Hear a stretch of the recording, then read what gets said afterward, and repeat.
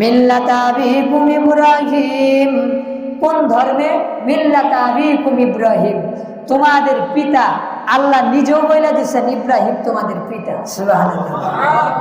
আমরা নিজেরা যারে পিতা বানাই, নিজেরা যাদেরকে পিতা বানাই, বিয়ের সময় উকিল বাপ বানাই, এটা শরীয়তে কোনো নিয়ম নাই, উকিল বাপ বানানো যাবে না।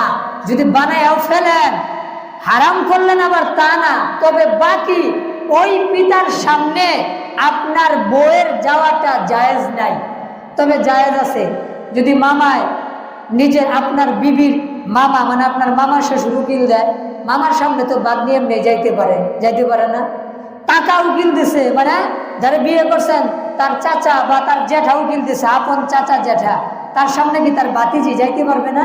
এমনি যাইতে পারবে।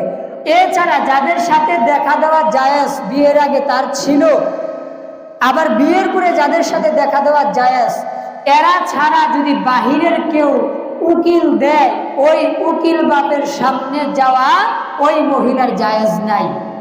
উকিল শাশুড়ির সামনে কথা বলা বেপরদায় ওই জামাইয়ের জন্য জায়েজ নাই।